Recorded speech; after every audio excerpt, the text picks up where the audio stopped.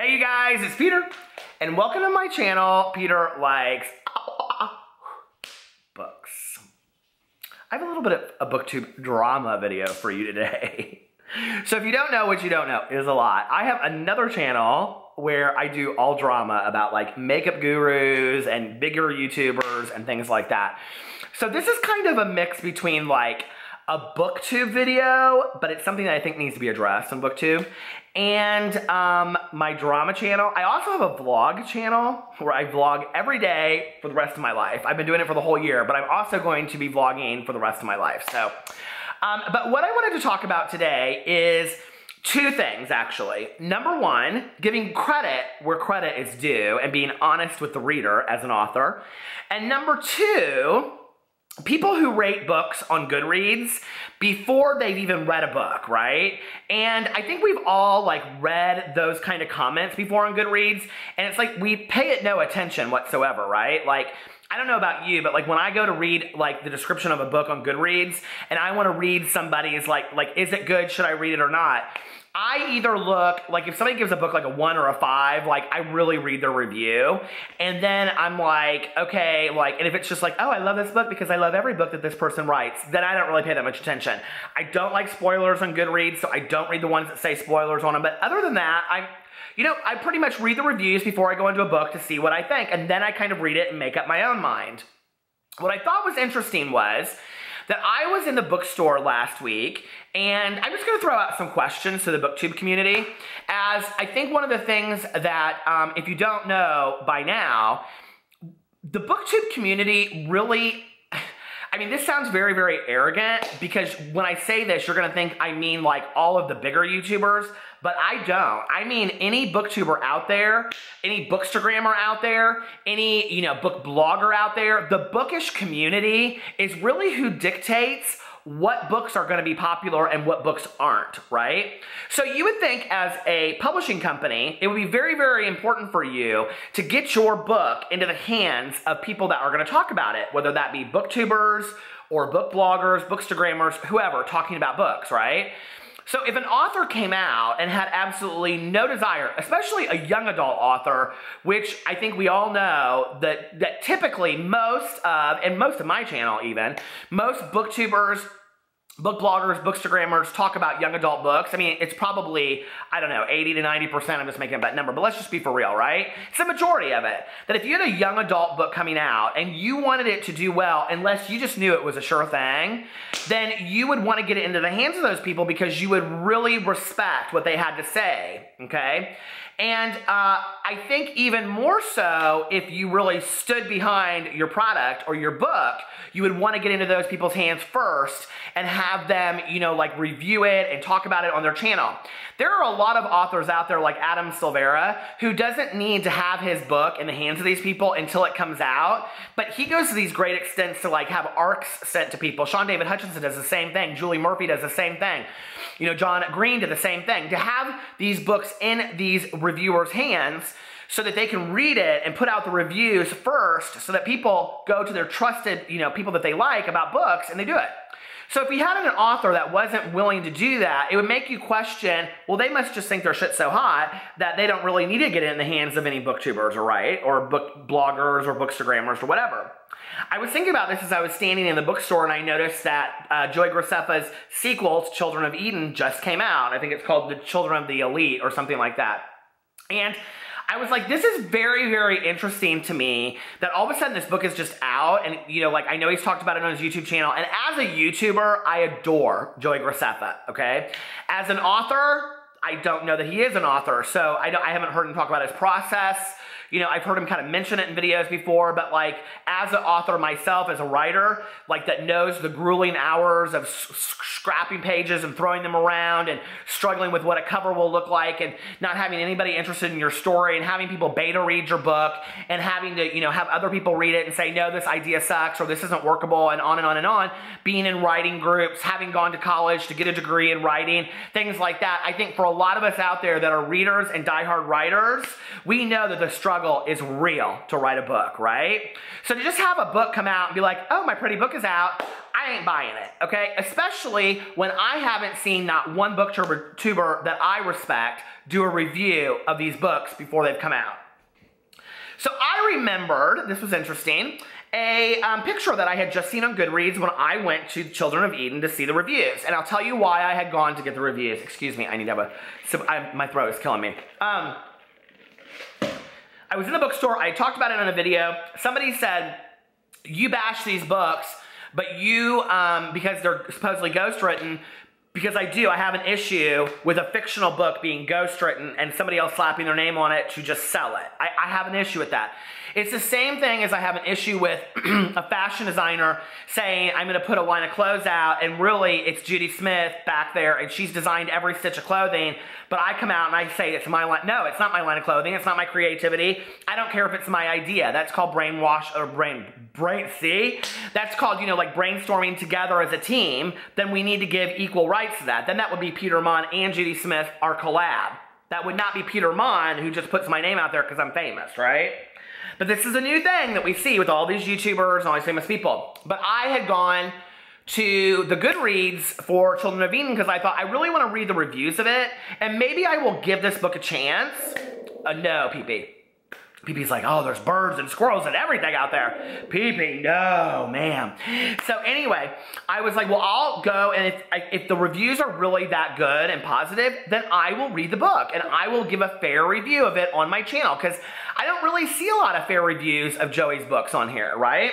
So what I found was interesting, and I found this picture, and it was put up here by Cindy, S-E-N-D-I, and she put a picture of Joey's, the inside of his book, Children of Eden, and underneath it, it doesn't say this on the cover, underneath his name, it says, Joey Graceffa, New York Times bestselling author, and underneath there it says, with Laura L Sullivan. We don't know who Laura L Sullivan is. And here, in case you want to see it for proof, receipts! There it is, front and center. So the question is, who's Laura L Sullivan? And then underneath her, Brandy said, which really just means she wrote it and he put in some details like many celebrities do. And then Cindy said, thank you, and Nadja said, and done. Because, oh, this is what Cindy said on here. She said, I think it's great that Joey isn't hiding the fact that he didn't write the book alone, which I think is great too, but he doesn't publicize it, right? I mean, he's going on book tours, signing these books. Where's Laura? Is she doing book signings too? Who is she? I think he never mentioned it, but at least it's in the book. But someone should add Laura L Sullivan as an author here on Goodreads. And I totally agree, because, So anyway, so then when the second book came out, I thought, oh, this is too good to be true, right? So like, is this now going to be a 5-book series? We're going to turn it into a movie and all this kind of stuff based on this girl that nobody knows is an author that wrote this book, and she's not getting any claim to fame because she goes for, what is going on? What? When a lot of really hard-ass working authors are out there, they can't even publish their book because they don't have enough money to self-publish it or have any kind of publishing company look at it, but we're just going to sit in have a meeting and talk about, well, this and that. So I went on Goodreads, and I went to the Children of Eden page, the new one, and which Elites of Eden, right now, okay, it has 343 ratings. Are you ready for this? It has a rating of 4.76 out of 5. Okay, I'm telling you, like, The Fault in Our Stars doesn't even have, like, that good of a rating, right? So I go underneath here and it talks about it, all this kind of stuff. It doesn't mention anywhere in here anything about who wrote this book, okay? I looked. It says Joey Graceffa is the author, and then the author profile, but it doesn't say anything about no Laura J. Sullivan underneath here. Maybe she didn't have anything to do with this one. I don't know. But what's interesting is you go to it, underneath there's 4 stars, 5 stars, and then this Emmeline says, I haven't even started the book yet, but I already know that it will be the best book I will ever read. Well, Emmeline, I have a question for you, gal. How do you know that? I mean, I read a lot of good books. I read a lot of books that I thought were going to be absolute shit when I went into and had no idea what it was about. 2 days ago, because I read the book in 48 hours, I started All the Crooked Saints by Maggie C Potter, and I thought, I am not going to enjoy this book, not one bit, and I gave it 5 stars, and I thought it was fantastic. I thought it was one of the best books I've literally ever read in the young adult genre, and I don't even know if it belongs in the young adult genre, because it's so fantastically written. So how do you know going into a book, Emmeline, that it's going to be the best book you've ever read? And if you go in here, there's a lot of these that say things like that, right? Okay. So I was going through them and I was reading them, and this is fantastic. So on the same, I think this was for the new one, or this was for the Maggie C Potter book, because I went in there and I rated it and I was reading underneath there. And Melanie at Novel Descent, she said, "Hey Melanie, how are you?" She said, "Stop with the rating books you haven't even read. You lose all credibility when you do so. If there is an issue with this book, then discuss it in your review when you have actually read the thing. Why is this a confusing concept?" And I totally agree. And if you go underneath, and I'm just using Joey's as an example, but if you go underneath Joey's video and you read the comments, I cannot tell you how many comments there are on both his old book and his new book. I don't care that he ghost wrote his autobiography. A lot of famous people have a ghostwriter for autobiography. That's a totally different subject to me than coming up with creative content than putting your name on it. That's totally different to me. And I know a lot of people don't agree with it and are like, "Why do you have such a huge huge issue with it?" I have a huge issue with it. I just do, you know? And because I think it takes away from a lot of what a lot of us hardworking writers out there and readers of books that we like and we love, that we want to get the attention of, but we just put somebody's name on it. I don't know. It's sad to me.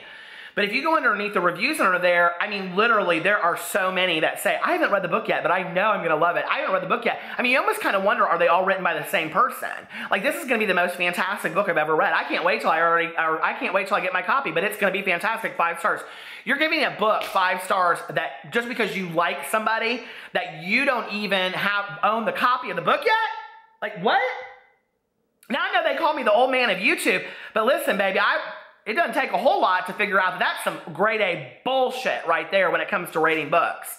And really what it does is it takes away from the whole rating system on Goodreads, and why I think it is so important that we have booktubers out there, bookstagrammers, book bloggers, and all this kind of stuff that are going to do honest-ass reviews. And I'm not talking about the person that's going to come on here and you're going to see the same 5 people review the same 5 books and go, "Oh my God, I loved it so much, blah, blah, blah, blah, whatever, because they got cut some check." I'm not talking about that, okay? I'm talking about the person that's going to get on here and they do this for the love of books. And they sit there and they say, "You know what? This was not my thing, but I can totally understand how somebody else would like it. It didn't work in these areas, but these areas could have been fixed. I'll probably read the next one." Or, "No, I was totally disappointed in this," you know? And I think that is where the integrity of the booktuber, the bookstagrammer, and the book blogger is vital to our community as bookish people that love to read and will continue to endorse those books that we think are the important reads out there, the good reads, the fun reads, the funny reads, the exciting reads, the scary reads, the adult reads, the mysteries, the young adult, all of it. We're the ones that dictate that, and anybody that cares about books knows that. This shit right here, that is some crap to me, okay? I mean, seriously, like that is really very disappointing to me. And it should be to anybody that takes books seriously. So I'm gonna step down now from my platform and quit going on and on and on about that. But I wanna know what you guys think about rating books before they're even been read. Like, do you guys have an issue with that? And the other thing is, I mean, I can understand like your husband or your wife if they wrote a book going in there and rating it, okay? Trust me, I understand that. You think my husband didn't rate my book like a 5 before he read it? But if he had read my book and given it a 1 star and not a 5, I would have said, "Listen." But nobody else did. My husband, he was the only one, you know? And I totally understand that. And I'm totally like backstepping. But I understand that, okay? But not a fan. Like, that's completely different. And I think that's total crap, right? So anyway, it was funny because my dad reviewed my book on Amazon, and he didn't even like give me the greatest thing ever. He was like, as his father, he got some things wrong because he thought it was so autobiographical. I love that. That my dad, even in his finest moment of his son writing a book, I mean, it's not a bestseller, let's be for real. But even in that moment, he can't just say, "Oh, bravo, Peter." You know, he was like, "No, you got this wrong." Which I think is absolutely hilarious. And that's how it should be, right? And that's how we learn and that's how we grow. And I think that that's the coolest thing in the entire world. And that's why I am proud to be a booktuber that gives honest reviews. And I always will. I love you guys, and I talk to you later. Bye.